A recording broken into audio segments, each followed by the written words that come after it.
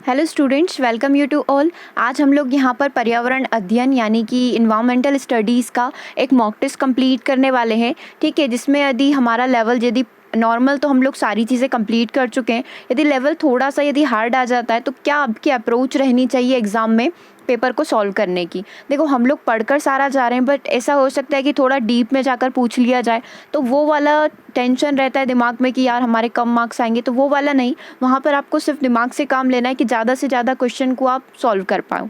ठीक है, NCERT summary पूरी कंप्लीट कर चुके हैं हम लोग, सारी चीज़ें हमने पढ़ ली है। बस यही है कि यदि क्वेश्चन थोड़े लेंदी आ जाते हैं या थोड़ा घुमा फिरा कर पूछ लिया जाए तो उन क्वेश्चन को किस तरीके से सॉल्व किया जाता है। तो आज के सेशन में हम लोग वही क्वेश्चन कंप्लीट करेंगे। और जिन स्टूडेंट्स ने प्रीवियस जो सेशन हुआ था जिसमें हमने कुछ क्वेश्चन कंप्लीट किए थे और वो पूरा आपके लिए होमवर्क था, टेस्ट, तो वो आप सभी ने कमेंट भी किया था, उसके आंसर जो है आज के सेशन में हम लोग डिस्कस कर लेंगे। ओके, और यदि आप हमारी बाल विकास और शिक्षा शास्त्र की क्लास लेना चाहते हैं तो आप हमें इस नंबर पर कांटेक्ट कर सकते हैं। 8770803840 पर आप हमसे कांटेक्ट कर सकते हैं। ठीक है, किस तरीके से क्लास परचेज करनी है, क्या प्रोसीजर रहेगी, किस तरीके से और कब आपको क्लास मिलेगी, ये सारी डिटेल आपको इस नंबर पर आप यदि व्हाट्सएप करते हैं तो बता दी जाएगी। ठीक है, चलिए अब आगे बात करते हैं। और यदि आप टेस्ट सीरीज़ भी परचेज करना चाहते हैं तो हमारी वेबसाइट है www.layer3education.com पर जाकर विजिट कर सकते हैं। आप वहाँ से टेस्ट सीरीज़ भी बाय कर सकते हैं और वहाँ पर कुछ फ्री मॉक टेस्ट लगाकर भी आप अपनी प्रिपरेशन देख सकते हैं कि आपने कितना प्रिपेयर कर लिया है और किस सब्जेक्ट में यदि आप वीक हैं तो आप उसको इम्प्रूव कैसे कर सकते हैं, और वो टेस्ट सीरीज़ भी आप बाय कर सकते हैं। चलिए, तो सबसे पहला क्वेश्चन है आपकी स्क्रीन पर। पहला क्वेश्चन है हमारा, इसमें पूछा हुआ है जैव विविधता निम्नलिखित तरीकों से मानव अस्तित्व का आधार बनाती है। जैव विविधता, बायोडाइवर्सिटी के बारे में पूछा हुआ है कि किन तरीकों से मानव अस्तित्व का आधार बनता है। पहला ऑप्शन हमारे पास मिट्टी का अपरदन है, दूसरा मृदा अपरदन की रोकथाम है, तीसरा है कचरे का पुनर्चक्रण और फोर्थ ऑप्शन है फसलों का परागण। तो यहाँ पर जैव विविधता की बात की गई है कि ये किस तरीके से मानव अस्तित्व का आधार बनाती है। ऑप्शन आपके पास है, क्या पहला और दूसरा सही है? ठीक है, ये जैव विविधता है, उसमें जैव नहीं दिख रहा है। दूसरा ऑप्शन है हमारे पास तीसरा और चौथा सही है, या तीसरा ऑप्शन है हमारे पास 1, 2, 3 एंड 4, ये चारों ही सही है, मतलब चारों ऑप्शन जो दिए गए ये चारों ही ऑप्शन सही है। या फिर नेक्स्ट ऑप्शन है हमारे पास नाइदर 1 नॉर 2, ना पहला सही है ना दूसरा सही है, मतलब कि वही ऑप्शन हो रहा है कि तीसरा और चौथा हमारे पास सही है। ठीक है, तो आपको बताना है कि जैव विविधता किन तरीकों से मानव अस्तित्व का आधार बना सकती है। तो देख सकते हैं इसका राइट आंसर यहाँ पर क्या होगा। देखो, इसका राइट आंसर है हमारे पास ऑप्शन नंबर सी। पहला भी सही है, दूसरा भी सही है, तीसरा भी सही है और जो फोर्थ स्टेटमेंट है वो भी यहाँ पर हमारा सही है। जैव विविधता जो है, मिट्टी का निर्माण, ये इसका एक आधार हो सकता है मानव अस्तित्व का। मृदा अपरदन की रोकथाम, जो हमारा मृदा अपरदन होता है, जिस तरीके से मृदा का कटाव होता है उसको यदि हम रोक पा रहे हैं, कचरे का हम लोग पुनर्चक्रण कर पा रहे हो, फसलों का परागण हो पा रहा है, तो ये इन सभी से मानव अस्तित्व का आधार बनता है। तो ये सारी चीज़ें पर्यावरण के लिए आवश्यक है। ठीक है, तो ये क्वेश्चन क्लियर है। इसी तरीके से आपको थोड़ा घुमा फिरा कर पूछा जाता है। देखो, मिट्टी के बारे में हम लोग पूरा पढ़ चुके हैं, रिसाइकलिंग प्रोसेस क्या होती है वो हमने देखा है, फूलों का फसलों का परागण किस तरीके से होता है, क्या प्रोसेस होती है वो भी हमने पढ़ा है, और मृदा अपरदन की रोकथाम, मृदा अपरदन को कैसे कम किया जाता है, वन लगाना, ये सारी चीज़ें भी हमने पढ़ी है। बस क्या है, सबको मिक्स करके क्वेश्चन यहाँ पर बना दिया गया है। तो यदि इस तरीके के क्वेश्चन पूछे जाते हैं तो आपको पहले से ही रेडी रहना है। ठीक है, क्योंकि आप उन हज़ारों स्टूडेंट्स से आगे हैं, क्योंकि आप इस चैनल से प्रिपेयर कर रहे हैं, तो हर तरीके के क्वेश्चन यहाँ पर आपको प्रिपेयर करवाए जाते हैं। चलो अब नेक्स्ट क्वेश्चन की बात करते हैं। नेक्स्ट क्वेश्चन है आपके पास, वनस्पतियों के संरक्षण के लिए निम्नलिखित में से कौन सा साइट पद्धति नहीं है। वनस्पतियों के संरक्षण के लिए कौन सी पद्धति नहीं है यहाँ पर? Biosphere reserve, botanical garden, national park या फिर वन्य जीव अभ्यारण्य। कहाँ पर वनस्पतियों का संरक्षण नहीं किया जाता है, मतलब कुछ इस तरीके का आपको आंसर ढूंढना है। बायोस्फीयर रिजर्व हो सकते हैं, बॉटनिकल गार्डन हो सकते हैं, नेशनल पार्क और वन्यजीव अभ्यारण्य। तो देखो, इसमें आपको हो सकता है बॉटनिकल गार्डन नया नाम लग रहा हो, जो नॉर्मल हमारे गार्डन होते हैं, जैसे कि हम लोग जो पर्यटन के लिए यूज़ करते हैं, जो मानव निर्मित होते हैं। क्योंकि इस तरीके का एक क्वेश्चन किसी एग्जाम में शायद पूछा गया था कि भारत का सर्वप्रथम सबसे प्राचीन और सबसे प्रसिद्ध बॉटनिकल गार्डन कौन सा है, तो जगदीश चंद्र बसु गार्डन जो है सबसे ज़्यादा प्रसिद्ध बॉटनिकल गार्डन है। बॉटनिकल वही वनस्पतियों को उगाना। ठीक है, जैसे हम लोग पर्यटन कहीं घूमने जाते हैं तो हमें गार्डन मिलता है, तो वो बॉटनिकल गार्डन होते हैं जहाँ पर जो मानव के द्वारा निर्मित होते हैं। ठीक है, बाकी आपको देखना है कि इसका आंसर यहाँ पर क्या होगा। वनस्पतियों के संरक्षण के लिए निम्नलिखित में से कौन सी साइट पद्धति नहीं है। तो राइट आंसर है बॉटनिकल गार्डन, क्योंकि ये देखो बायोस्फीयर रिजर्व जहाँ पर जो जीव रहते हैं उनका संरक्षण किया जाता है। नेशनल पार्क भी सेम होता है, वन्य जीव अभ्यारण्य जहाँ पर जीवों का संरक्षण किया जाता है, ठीक है, जीव और वनस्पतियों का संरक्षण किया जाता है। तो इसका आंसर यहाँ पर क्या होगा, वनस्पतियों के संरक्षण में कौन सा साइट पद्धति में नहीं आएगा, तो बॉटनिकल गार्डन जो है इसके अंदर नहीं आएगा। तो राइट आंसर क्या हो जाएगा हमारा इसका, ऑप्शन नंबर बी, ठीक है, ऑप्शन नंबर बी जो है इसका सही आंसर होगा। नेक्स्ट क्वेश्चन की बात करते हैं। नेक्स्ट क्वेश्चन पढ़िएगा। नेक्स्ट क्वेश्चन हमें दिया है, उच्च अक्षांशों की तुलना में जैव विविधता सामान्य रूप से निचले अक्षांशों में अधिक होती है। पहला स्टेटमेंट है। उसके बाद है, पहाड़ के ढाल के साथ उच्च ऊंचाई की तुलना में जैव विविधता सामान्य रूप से कम ऊंचाई में अधिक होती है। इसमें से कौन से कथन यहाँ पर सही है, ये चीज़ आपको बतानी है। तो देखो दो स्टेटमेंट है, या तो पहला सही होगा या दूसरा, या फिर दोनों होंगे या फिर दोनों ही गलत होंगे। तो इस तरीके से हमको ढूंढना है। तो हमने देखा है कि हमारी एक भूमध्य रेखा होती है, कर्क रेखा होती है, मकर रेखा होती है, अक्षांशी रेखाएं होती है, देशांतरी रेखाएं होती है। तो उसके अकॉर्डिंग यहाँ पर आपको आंसर करना है। अपन ने एक चीज़ पढ़ी थी जब हमने वनों के बारे में देखा था कि जैसे जैसे हम लोग ऊंचाई पर जाते हैं वहाँ पर हमें जैव विविधता कम देखने को मिलती है, क्योंकि आप लोग ऐसे यदि नॉर्मल भाषा में अपन इसकी बात करें तो ऊंचाई पर जाएंगे तो वहाँ पर वो बोल सकते हैं कि वायु भी बहुत कम होगी। धीरे धीरे ऊपर जाने पर क्या होगा कि सब चीज़ें कम होगी, तो वहाँ पर जीव जंतुओं का रहना बहुत मुश्किल होगा। जैसे कि एक फ़ोटो के माध्यम से हमने इस चीज़ को समझा था कि हम यहाँ पर रहते हैं तो झाड़ियाँ बड़ी मिलती हैं, फिर ऊपर जाने पर हमको कटीली, पहाड़ों पर जाने पर हमको कटीली झाड़ियाँ मिलने लग जाती। तो यही एक रीज़न है कि वहाँ पर सर्वाइव कर पाना, वहाँ पर आसानी से एक जीवन बिता पाना किसी भी प्रजाति के लिए, किसी भी पौधे, सबके लिए बहुत ज़्यादा मुश्किल होगा। तो जैसे जैसे हम लोग ऊंचाई पर जाएंगे जैव विविधता जो क्या होती जाएगी, कम होती जाएगी, ठीक है। और जैसे उच्च अक्षांशों की तुलना में जैव विविधता सामान्यतः निचले अक्षांश जो होते हैं उस पर मिलती है। तो पहला स्टेटमेंट भी सही है और यहाँ पर हमारा दूसरा स्टेटमेंट भी सही है, ठीक है। उच्च अक्षांशों की तुलना में जैव विविधता जो है नॉर्मली आपको निचले अक्षांशों में देखने को मिलेगी, और पहाड़ के ढाल की ऊंचाई के साथ साथ जैव विविधता जो है सामान्य रूप से ऊंचाई पर अधिक होती जाती है और सामान्य रूप से कम ऊंचाई में अधिक होती है। जो निचले पहाड़ होंगे, निचली ढलान होगी, वहाँ पर ज़्यादा अधिक होगी यदि हम कंपेयर करें ऊपरी ऊंचाई से, ठीक है। क्वेश्चन हो सकता है कि थोड़े लेंदी या फिर थोड़े कॉम्प्लिकेटेड लग रहे हो, बट धीरे धीरे हम इन क्वेश्चन की भी प्रैक्टिस करेंगे तो आसानी से हम इनको कंप्लीट कर पाएंगे, ठीक है। तो राइट आंसर क्या हो गया इसका, ऑप्शन नंबर सी।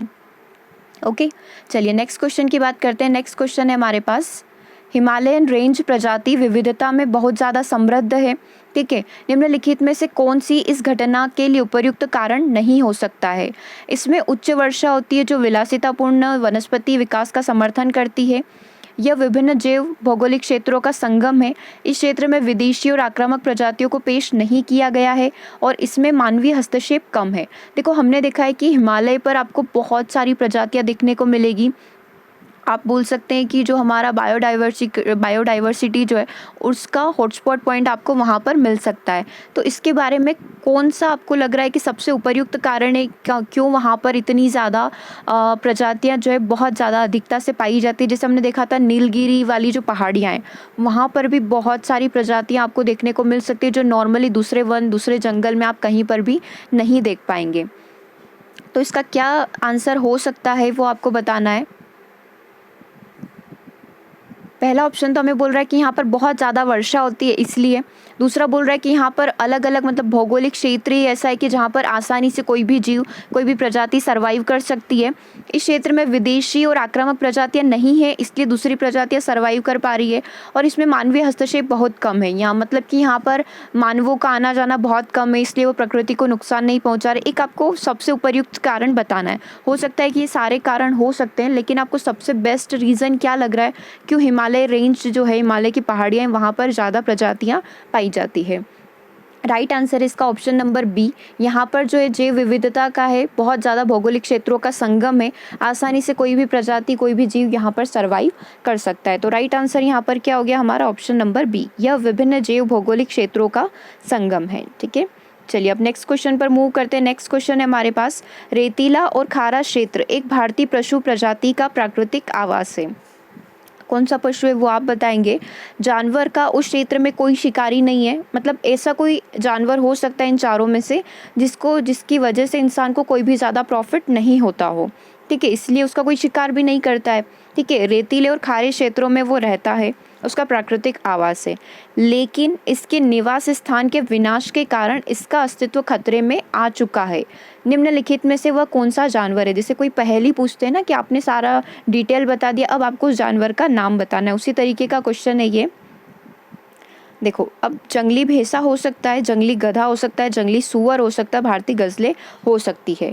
तो अब इसका राइट आंसर यहाँ पर क्या हो सकता है, क्या लग रहा है आपको कि उस क्षेत्र में उसका कोई भी शिकारी नहीं है, मतलब शिकार कोई नहीं करता है, फिर भी लेकिन उसके निवास स्थान को खतरा होने के कारण अब उसका अस्तित्व जो है खतरे में आ चुका है, ठीक है। तो ये जो इसका आंसर है वो है भारतीय जंगली गधा, जो आपने देखा होगा गुजरात के कच्छ रीजन वगैरह में पाया जाता है, मोस्टली वहीं पाया जाता है, लेकिन फिर भी उसके निवास स्थान को खतरा है, इसलिए उसका अस्तित्व खतरे में आ गया है। हालांकि इसको मनुष्यों से किसी प्रकार से कोई भी नुकसान नहीं पहुंचाया जाता है। तो सही आंसर है हमारा option number B. Okay, next question की बात करते हैं। निम्नलिखित प्रकार के जीवों पर विचार करिए। पहला है जीवाणु, दूसरा है कवक और तीसरे हैं फूल वाले पौधे। उपरोक्त में से किस प्रकार के जीवों की कुछ प्रजातियों को जैव कीटनाशकों के रूप में नियोजित किया गया है, जिनको हम जैव कीटनाशक के रूप में प्रयोग कर सकते हैं। क्या हम जीवाणु का प्रयोग करते हैं, क्या हम कवक का प्रयोग करते हैं, या फिर हम फूल वाले पौधे का प्रयोग करते हैं। तो देखो, ये तीनों ही प्रकार जो हैं हम जैव कीटनाशकों के रूप में प्रयोग करते हैं। तो इसका सही आंसर क्या हो जाएगा, ऑप्शन नंबर सी। जीवाणु का प्रयोग कर सकते हैं, कवक का यहाँ पर फंगी जो होता है उसका प्रयोग हम लोग यहाँ पर कर सकते हैं, फूल वाले पौधे इनको भी हम एज अ कीटनाशक के रूप में यहाँ पर प्रयोग कर सकते हैं, पेस्टिसाइड्स के रूप में यहाँ पर प्रयोग कर सकते हैं। तो सही आंसर क्या होगा, ऑल ऑफ दिस, यानी कि ऑप्शन नंबर डी जो है हमारा सही आंसर है, ठीक है। कुछ इस तरीके के, जैसे कि हम बोल रहे हैं कि सारे क्वेश्चन नहीं आएंगे, लेकिन कभी 1 से 2 क्वेश्चन भी आ गए तो इस प्रकार के पेपर आने पर भी आप बहुत आसानी से स्कोर कर पाएंगे। क्योंकि नॉर्मली हम लोग टीईटी एग्जाम से क्या एक्सपेक्ट करते हैं कि ज़्यादातर बिल्कुल बेसिक क्वेश्चन बनेंगे, लाइक परिवार से क्वेश्चन बन गया, 1-2 हमारे जीव जंतु के आवाज़ से बन गए। लेकिन यदि ऐसा पेपर आ जाता है तो फिर थोड़ा कॉम्प्लिकेशंस आ जाएंगे पेपर को सॉल्व करने में। तो इस प्रकार से हम पहले से प्रिपेयर हो जाते हैं ताकि ईजी आए तो आसानी से फुल स्कोर कर लें, और इस प्रकार से टफ भी आएगा तो आप लोग आसानी से स्कोर कर पाओगे, ठीक है। तो बीच बीच में अपन लोग ऐसे सेशन भी करेंगे जिसमें हम थोड़े हाई लेवल के क्वेश्चन करेंगे, ओके, क्योंकि रिस्क लेना नहीं है। अभी एग्ज़ाम की इतनी मुश्किल से एग्ज़ाम का हमारा वैकेंसी आया हुआ है, फिर मान लो कि बहुत सालों बाद आया तो फिर आपको पता ही है कितनी ज़्यादा प्रॉब्लम होती है। इतने सालों से हम लोग प्रिपेयर कर रहे हैं और सिर्फ एक छोटी सी गलती कि हम लोग सिर्फ बेसिक क्वेश्चन प्रिपेयर करके चले गए और हमने लेवल वाले क्वेश्चन नहीं किए, तो वो फिर हमारे लिए दिक्कत करेगा। ओके, चलो आगे बढ़ते हैं। देखो, बायोमास गैसीकरण को भारत में बिजली संकट के स्थायी समाधानों में से एक माना जाता है। क्या आप लोग जानते हैं बायोमास गैसीकरण क्या होता है? इस क्वेश्चन को अपन डिस्कस करेंगे पूरा अच्छे से। इसमें पूछा हुआ है, इस संदर्भ में निम्नलिखित में से कौन सा कथन आपको लग रहा है कि सही हो सकता है? देखो, स्टेटमेंट क्या दिया हुआ है, बायोमास गैसीकरण को भारत में बिजली संकट के स्थायी समाधानों में से एक माना जाता है। अब यहाँ पर मोर देन वन स्टेटमेंट भी सही हो सकते हैं या फिर सारे स्टेटमेंट यहाँ पर सही हो सकते हैं, ठीक है। पूछा तो हमसे यही गया है कि कौन सा स्टेटमेंट यहाँ पर सही है। पहला ऑप्शन है, बायोमास गैसीकरण में नारियल के गोले, मूंगफली के गोले, चावल की भूसी का उपयोग किया जाता है बायोमास गैसीकरण के अंदर। सेकेंड ऑप्शन है, बायोमास गैसीकरण से उत्पन्न दहनशील गैसों में केवल हाइड्रोजन और कार्बन डाइऑक्साइड गैस पाई जाती है। तीसरा ऑप्शन है, बायोमास गैसीकरण से उत्पन्न दहनशील गैसों का उपयोग प्रत्यक्ष ताप उत्पादन के लिए किया जा सकता है, लेकिन आंतरिक दहन इंजनों में नहीं किया जाता है। और ऑप्शन डी हमारे पास ऑल ऑफ दिस, यानी कि तीनों ही स्टेटमेंट यहाँ पर सही है। तो इसका जो राइट आंसर है, पहले अपन आंसर देख लेते हैं। चलो एक काम करते हैं, मैं थोड़ा सा क्वेश्चन को एक्सप्लेन कर देती हूँ। बायोमास गैसीकरण क्या होता है, जैसे कि आपने देखा होगा कि मतलब कृषि से जो कचरा निकलता है, जो भूसा वगैरह निकलता है, आपने देखा होगा सरसों वगैरह के खेत होते हैं, तो जितने भी कृषि से जितना भी वेस्टेज मटीरियल निकलता है उसको हम लोग बिजली उत्पादन के लिए प्रयोग कर सकते हैं। और मोस्टली जो हम लोग बिजली उत्पादन करते हैं, तो आप लोगों ने देखा होगा कि गाँव के आसपास ज़्यादा उत्पादन इसी से किया जाता है, क्योंकि इस प्रकार से बिजली उत्पादन करने में ज़्यादा लागत नहीं आती है कम लागत में ही आसानी से इन सब से, मतलब ये जो वेस्टेज मटेरियल्स होता है जो कृषि से और इन सब से निकलता है, आसानी से हम लोग बिजली का उत्पादन कर सकते हैं और बहुत कम लागत वाला होता है, तो मोस्टली ये चीज़ प्रेफर की जाती है। तो अभी हमसे पूछा गया था कि बिजली संकट के समाधानों के लिए हम लोग कर रहे हैं बायोगैस जो रहता है उसके अंदर हम लोग इसका प्रयोग करते हैं। ये जितना भी वेस्टेज मटीरियल है इसको हम जलाकर इस तरीके से पूरा प्रयोग करते हैं। तो इसका सही आंसर है हमारे पास ऑप्शन नंबर 1। बायोमास गैसीकरण में नारियल के गोले, मूंगफली के गोले, चावल की भूसी, इन सब का यहाँ पर हम लोग प्रयोग कर सकते हैं। ठीक है, जितना भी खेतों से निकलने वाला जो कचरा होता है उसका हम लोग यहाँ पर प्रयोग करके बिजली उत्पादन में कर सकते हैं। इसका थोड़ा सा अपन डिटेल देख लेते हैं कि किस तरीके से वर्क करता है। देखो, बड़े बड़े बॉयलर होते हैं, बॉयलर जिसमें हम लोग ये सारी चीज़ें जलाते हैं। तो ये बड़ा सा एक बॉयलर मान लो आप इसको, ठीक है। इसके अंदर हमने डाला बायोमास, ठीक है। बायोमास जो भी हमारे पास कचरा अवेलेबल था, जो भी चारा भूसा जो भी अवेलेबल था कृषि से रिलेटेड या बहुत सारा दूसरा गे लकड़ियाँ वगैरह हो सकती है इसके अंदर, हमने जब इसको इसके अंदर डाला तो अब क्या हुआ कि इसको जलाया गया। ठीक है, अब हमने जो भी कचरा डाला था इसको जलाया, इसका दहन हुआ तो यहाँ से निकली भाप। ठीक है, अब इस भाप का जो बहुत ज़्यादा होती है इसका उपयोग हम लोग किसी भी टरबाइन, टर्बोरेटर, जनरेटर वगैरह जो होता है उसको चलाने में इसका प्रयोग कर सकते हैं, जो कि बिजली उत्पादन में काम आता है। तो इस तरीके से बहुत अच्छा संसाधन हमें मिला हुआ है, लेकिन इसमें कुछ शर्तें होती है जो पर्यावरण से रिलेटेड होती है, जहाँ पर पर्यावरण को नुकसान ना हो, क्योंकि यहाँ से इन सारे कचरे वगैरह को जलाएंगे, अपशिष्ट को जलाएंगे तो कुछ ना कुछ गैसेस वगैरह भी निकलती है, ठीक है, जो पर्यावरण को हार्म कर सकती है। तो इन सब चीज़ों को, पर्यावरण की शर्तों को पूरा करने के बाद ही इसको कोई भी लगा सकता है। ठीक है, कोई भी व्यक्ति तो नहीं, एक इंडस्ट्री वगैरह लगा सकती। नॉर्मली छोटे छोटे जो उद्योग होते हैं, जैसे चीनी मिल उद्योग हो गया, छोटे जहाँ पर किसी स्टीमर या टरबाइन को चलाने की आवश्यकता है, तो वहाँ पर इस तरीके के जो बायोमास गैसेस होती है उनका प्रयोग किया जा सकता है। बिजली उत्पादन में तो करते ही हैं, बाकी चीनी मिल उद्योग में हो गया वहाँ पर कर सकते हैं। जैसे डीजल वाले जनरेटर होते हैं तो उनको भी यहाँ पर, छोटे छोटे जो डीजल जनरेटर होते हैं उनको भी हम लोग यहाँ पर इस बायोमास गैस जो है इसके थ्रू रिप्लेस कर सकते हैं। ठीक है, तो क्वेश्चन में हमसे पूछा यह गया था कि पहला ऑप्शन था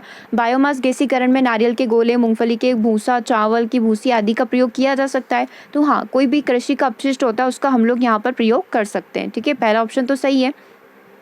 दूसरा ऑप्शन यहाँ पर इन्होंने बोला था बायोमास गैसीकरण से उत्पन्न दहनशील गैसों में केवल हाइड्रोजन और कार्बन डाइऑक्साइड होती है। नहीं, ये चीज़ गलत है। कार्बन डाइऑक्साइड होती है, हाइड्रोजन होती है, लेकिन उसके अलावा, क्योंकि इसने बोला है केवल, इसलिए अपन ने इसको गलत कर दिया है। देखो, हाइड्रोजन होती है, CO2 होती है, कार्बन मोनोऑक्साइड होती है, सबसे ज़्यादा तो नाइट्रोजन गैस निकलती है 45 से, यहाँ पर लिख देती हूँ, नाइट्रोजन गैस जो है हमारी 45 से 55% के आसपास निकलती है। कार्बन मोनोऑक्साइड उससे कम 12% के आसपास निकलती है। 12 से 18% आप मान लो एवरेज है कितना निकलता है। हाइड्रोजन जो गैस है हमारी 15% के आसपास निकलती है। फिर मेथेन गैस जो है 1% निकलती है। ठीक है, 1 से 2% के आसपास निकलती है। ऐसे बहुत सारी गैसेस 1-2% बहुत सारी निकलती है, लेकिन अकेले आप बोल रहे हो कि हाइड्रोजन और कार्बन डाइऑक्साइड है, इसलिए अपन ने ये वाला स्टेटमेंट गलत कर दिया। तीसरा है बायोमास गैसीकरण से उत्पन्न दहनशील गैसों का उपयोग प्रत्यक्ष ताप उत्पादन के लिए किया जा सकता है, केवल आंतरिक दहन इंजन में नहीं। तो ये चीज़ तो गलत है। अभी अपन ने देखा कि इंजन को चलाने के लिए, टरबाइन को चलाने के लिए, स्टीमर को चलाने के लिए, चीनी मिल में तक हम लोग इसका उपयोग कर सकते हैं, जहाँ पर इससे हम लोग जो भी भाप निकलती है, ऊष्मा निकलती है, उससे हम लोग अदर टरबाइन वगैरह चला सकते हैं। तो ये स्टेटमेंट भी गलत हो गया, इसलिए हमारा कौन सा आंसर सही हुआ? Option number 1। ठीक है, ऑप्शन नंबर 1 हमारा यहाँ पर सही हो गया। ओके, तो ये कुछ क्वेश्चन रेडी किए गए थे। एक साथ अपन सारे क्वेश्चन नहीं करेंगे, नहीं तो आप कंफ्यूज हो जाएंगे कि ये लेवल कहाँ से आ गया हमारी एग्जाम में। थोड़े थोड़े क्वेश्चन करते रहेंगे। अभी मैं आपको कल जो सेशन हमने किया था उसके आंसर बता देती हूँ। अच्छा, इसमें एक चीज़ और थोड़ा सा, और यदि आप डिटेल में देख लें तो कोई दिक्कत नहीं होगी। इसमें हम देखते हैं कि हमने ये वाला जो है, ये वाली चीज़ का विस्तार क्यों किया, हमको क्यों ज़रूरत पड़ी कि हम लोग जो भूसा वगैरह निकल रहा है इसको हम लोगों ने तो नॉर्मली देखा था कि हम लोग तो खाद वगैरह बना सकते हैं, जैविक खाद, ऑर्गेनिक खाद जो होती है उसका निर्माण कर सकते हैं। तो फिर क्या आवश्यकता पड़ गई? देखो, बिजली का संकट है, इसके लिए कहीं ना कहीं हमारे पास कुछ अदर रिसोर्सेज भी होना चाहिए। ठीक है, ताकि हम लोग ज़्यादा से ज़्यादा बिजली का उत्पादन कर सके और जितना हम लोग मिसयूज़ कर रहे हैं उसको यहाँ पर थोड़ा सा कम किया जा सके। ठीक है, तो बायोमास गैसीकरण को हम लोग यहाँ पर कर सकते हैं। और यहाँ पर जो है, ये जो कृषि वगैरह से जो निकलता है सामान वगैरह, अपशिष्ट जो निकलता है, वेस्टेज जो निकलता है, बहुत अधिक मात्रा में निकलता है। यदि आप एक एवरेज लें तो हर साल 500 टन के लगभग अपशिष्ट कृषि से निकलता है। ठीक है, इतना ज़्यादा भी सबका सब हम तो जैविक खाद में यूज़ नहीं करते हैं, तो जो वेस्ट जाता है ना उसको वापस यहाँ पर हम लोग कर सकते हैं ऊर्जा बिजली उत्पादन के लिए, ठीक है। तो एक एवरेज माने तो हर साल 500 टन के लगभग ये जो भूसा वगैरह होता है ये निकलता है। तो इसको हम इस तरीके से एक साल में मतलब इस 500 टन कचरे से लगभग हम 15,000 से लेकर 25,000 मेगावाट की बिजली उत्पादित कर सकते हैं, ठीक है। मेगावाट की बिजली अपन 15,000 से लगभग 25,000 तक अभी की जा सकती है, लेकिन यदि इसमें थोड़े और इम्प्लीमेंट लाए गए, थोड़े और नए नए इनोवेशंस किए गए तो लगभग हम 1 लाख मेगावाट के लगभग जो है बिजली का उत्पादन कर सकते हैं। लेकिन अभी ये एक एवरेज बोल सकते हैं कि 15,000 से लगभग 25,000 के लगभग हम लोग यहाँ पर बिजली का उत्पादन कर सकते हैं, ठीक है। तो बस ये तो एक जनरल इन्फॉर्मेशन है कि आपको ध्यान रहे कि हम लोगों ने बिजली के लिए इसका भूसे वगैरह का यूज़ क्यों कर रहे हैं, क्या वो कम पड़ रहा है क्या? तो हाँ, वो सोर्स कम पड़ रहे हैं हमारे, ठीक है, क्योंकि हम लोग बहुत ही ज़्यादा मिसयूज़ करते तो बहुत ज़्यादा मात्रा में हम लोग बिजली का यूज़ कर रहे हैं। इसके लिए हमारे पास अदर रिसोर्सेज भी होना चाहिए। इसके लिए हम ये जो कृषि से जो अवशिष्ट निकलता है इसका हम लोग यहाँ पर प्रयोग कर सकते हैं। ओके, तो ये चीज़ आप इसके अंदर ऐड कर सकते हैं। चलिए, अब कल जो मैंने आपको टेस्ट दिया था उसके अपन बात कर लेते हैं। गाय का वैज्ञानिक नाम क्या है? तो गाय का वैज्ञानिक नाम हमने क्या देखा था? Bos indicus. जो हमारे इंडिया की बॉस है वो है हमारी गाय। तो पहले का आंसर क्या हो जाएगा? ऑप्शन नंबर 1, ठीक है। दूसरा है भैंस का वैज्ञानिक नाम क्या है? तो बुवेलस बुवेलिस जो है भैंस का वैज्ञानिक नाम है। तीसरा है बकरी का वैज्ञानिक नाम क्या है? तो बकरी का वैज्ञानिक नाम है कैप्रा हिरकस। तो इसका आंसर हो गया हमारा, बकरी का वैज्ञानिक नाम हो गया कैप्रा हिरकस, ठीक है। और नेक्स्ट क्वेश्चन है हमारा, भेड़ का वैज्ञानिक नाम क्या है? तो ओविस अराइज जो है हमारे भेड़ का वैज्ञानिक नाम है। गेम्बूसिया क्या है? गेम्बूसिया एक प्रकार की मछली हमने देखा था, ठीक है। तो ये आंसर सारे गलत हो गए। गेम्बूसिया क्या एक प्रकार की मछली है, तो ये इसका सही आंसर हो गया। उसके बाद जर्सी क्या है? तो जर्सी गाय होती है, ठीक है। तो गाय इसका आंसर हो गया। बॉबस इंडिकस इसका नाम है, ठीक है। आगे बात करते हैं चंबा और जमुनापरी क्या है? चंबा और जमुनापरी हमारी बकरी जो है उसकी प्रजातियां हैं। तो चंबा और जमुनापरी बकरी की प्रजातियां हैं। रजत क्रांति हमारी अंडा उत्पादन से संबंधित है, ठीक है। और पीसी कल्चर हमारा मछली उत्पादन से संबंधित है, ठीक है। तो ये टेस्ट मैंने आपको दिया था जिसके मैंने आपको आंसर बता दिए हैं। यदि आप पहली बार ये सेशन देख रहे हैं तो आपके प्रीवियस 2 सेशन जाकर आप ज़रूर देखें एक बार, ठीक है। उसमें आपको सारी चीज़ें समझ में आ जाएगी। हमने सभी के वैज्ञानिक नाम और सभी की जो नस्लें होती है उसके बारे में ऑलरेडी हम लोग पढ़ चुके हैं, ठीक है। सेशन कैसा लगा कमेंट करके बताइएगा। और यदि कोई भी डाउट है तो आप मुझे व्हाट्सअप कर सकते हैं। मैंने आपको व्हाट्सअप नंबर दिया हुआ है 8770803840 पर आप आपके डाउट मुझे मैसेज कर सकते हैं, ठीक है। और क्लास परचेस करना है तो कैसे करना है, किस तरीके से करना है, आप मुझे इस नंबर पर मैसेज करके पूछ सकते हैं। Okay, thank you very much. और मैं आपको बता देती हूँ जिनका कमेंट आप देखकर वेरीफाई कर सकते हैं कि आपने सही आंसर दिए थे या नहीं। देखो, कुछ स्टूडेंट्स के मैं बता रही हूँ, जो स्टूडेंट आज पहली बार जुड़े वो जाकर इनका कमेंट देख सकते हैं। इन सभी ने सही आंसर किया और एक एक चीज़ को लिखा हुआ है। तो यदि आप प्रीवियस सेशन नहीं देखना चाहें तो आप यहाँ पर भी देख सकते हैं। सारे आंसर यहाँ पर मेंशन है, ठीक है। जिन्होंने पूरा स्टेप बाय स्टेप कमेंट किया हुआ है वो आप यहाँ पर देख सकते हैं, ठीक है। पूरा लिखा हुआ है। तो आप जाकर कमेंट में स्टार्टिंग के 3 से 4 कमेंट हैं जिनमें ये लिखा हुआ है, ठीक है। तो आप जाकर ये विजिट कर सकते हैं। और थैंक यू एवरीवन। बट आपने सेशन को बिल्कुल भी लाइक नहीं किया है। अप्रोक्स 1000 व्यू हो जाएंगे अभी थोड़ी देर में, लेकिन कमेंट ओनली 150 है। तो आप यदि सेशन देख रहे हो और आपको लग रहा है कि सेशन में सामने वाले ने बहुत मेहनत की है सेशन को बनाने में, आप तो सेशन को लाइक ज़रूर करें, ठीक है। और ये कमेंट शुभम राउत जी हैं, रजनी राजपूत हैं जिन्होंने पूरा, अच्छा इनका कोई डाउट है, मिशन मंगल और चंद्रयान 2 भी इम्पॉर्टेंट नहीं है क्या? अच्छा, एक काम करेंगे, जब हम रिवीजन करेंगे तो मिशन मंगल और इन सब के बारे में डिस्कस कर लेंगे। आप ये कमेंट यहाँ पर देख सकते हैं, ठीक है। एक पुष्पलता वर्मा जी है, इनका आप देख सकते हैं। अर्चना तिवारी जी का देख सकते हैं। इन्होंने एक एक चीज़ को लिखा हुआ है, आप यहाँ पर जाकर पूरा देख सकते हैं, ओके। और भी यदि स्टूडेंट ने कमेंट किया हो या मैंने नहीं देखा हो तो सभी को थैंक यू, क्योंकि कमेंट में ऐसे ही एक्सपेक्ट कर रही थी कि आप सभी ऐसे ही कमेंट करेंगे, ताकि जो न्यू स्टूडेंट है वो जब कमेंट देखे ना तो उनको भी लगे कि हाँ इस सेशन में कुछ नया हुआ है, तो वो सेशन को जाकर ज़रूर विजिट करेंगे, ठीक है। तो कमेंट में ऐसे ही एक्सपेक्ट करती हूँ, जब भी मैं आपको कुछ इस तरीके के क्वेश्चन दूँ तो आपको बिल्कुल इसी तरीके से कमेंट करना है, ठीक है। चलिए, तो आज के सेशन को हम यहीं ओवर कर रहे हैं। मिलते हैं नेक्स्ट सेशन में। मे बी जब आपका नेक्स्ट सेशन होगा वो आपका हमारा जो बाल विकास है उससे रिलेटेड टेस्ट रहेगा, ठीक है, ओके। और सेशन कैसा लगा कमेंट करके बताना, और सेशन को लाइक ज़रूर करना है। Thank you.